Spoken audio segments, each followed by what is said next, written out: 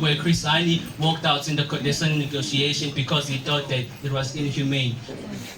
To the 27th April of 1994, where South Africans came out in numbers to vote for what they thought was right. Now, being alive in this area with its anthology, I see unity as youth of Africa. At this school, we have the student parliament, the CMTs, the BCTs, the SGP, and the critical thinkers, and the teachers, and the tenderness of a black teacher to teach a black child as if you were. Gun pointed was not a slogan but a door crane in the force of diversity. Velangaye learners and matriculants individually were a dropper, together we're a black ocean.